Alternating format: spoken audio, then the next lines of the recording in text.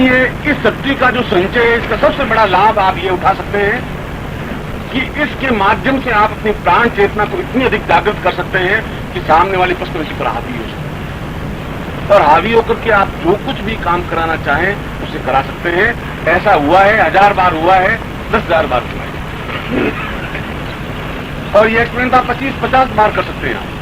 मगर आपका त्राटक कंप्लीट होना चाहिए, पूरी फोर्स के साथ त्राटक होना चाहिए, आपकी आंख का त्राटक, क्योंकि अधिकांश जीवन की घटनाएं आंख के माध्यम से हो सकती है। हाथ में मिलाने का मौका कम मिले, ज्यादा नहीं। आप अपने अधिकारी से ऐसा कॉन्टेक्ट कर सकते हैं। हायर अधिकारी है, किसी समारोह में आया हुआ है, आप सीधा उसके ऊपर त्राटक करिए, वो सीधा आपको बुलाएगा ही बुलाएगा। वेल, आप कहाँ, इसमें आप मिले नहीं, कहीं नहीं चाहते मुझे आप मिले। इसके माध्यम से हम असंभव कार्यों को संभव कर सकते हैं। अधिकारियों के द्वारा, पत्नी के द्वारा, पति के द्वारा, पुत्र के द्वारा, संबंधियों के द्वारा, रिश्तेदारों के द्वारा, नवीन पार्टियों के द्वारा, बिजनेस के लोगों के द्वारा, और शत्रुओं के ऊपर। बुद्ध ने जब उनको मारने के लिए हथियार लेकर के जब एकदम से सामने आ गए, तो बुद्ध ने उनकी आंखों में ताक करके एक क्षण के लिए कहा, काम।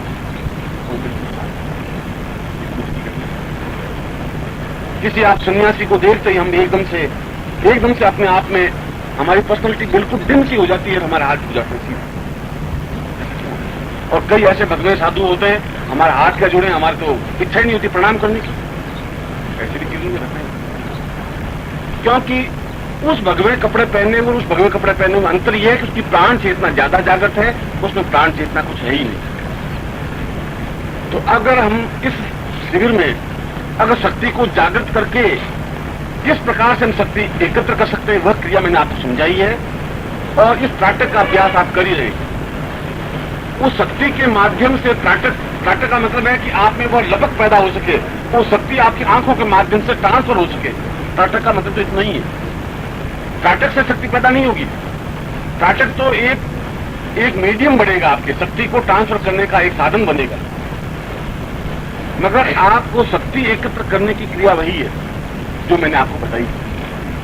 उसके माध्यम से यदि आप इस प्रकार से संपर्क स्थापित करेंगे तो आपके गृहस्थ जीवन की 3/4 समस्याएं अपने आप सॉल्व हो जाएंगी। चाहे आपके पारिवारिक समस्याएं हों, चाहे आप शत्रुओं से संबंधित समस्याएं हों, चाहे आपके ऑफिस से संबंधित समस्याएं हों, चाहे आपके व्यापार से। और इस अभ्यास के द्वारा हमारे जीवन की जितनी अड़चनें, जितनी समस्याएं, जितनी परेशानियां हैं, उन परेशानियों पर हम नियंत्रण प्राप्त कर सकते हैं, सफलता प्राप्त कर सकते हैं।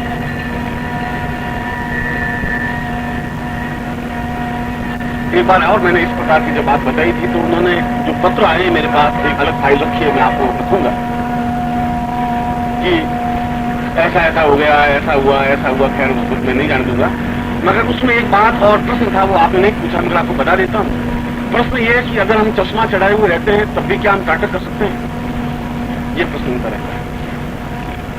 उसमें चश्मा आपके बीच में है या नहीं है, वो अपने आप में कोई वैल्यूबल नहीं है। जिससे भी आपकी दृष्टि स्थिर होती हो, यदि आपकी आंखें कमजोर है तो आप चश्मे का उपयोग कर सकते हैं, और आंखें नहीं है तो चश्मे का उपयोग की चिंता नहीं है। मगर त्राटक आप चश्मा पहन के कर सकते हैं।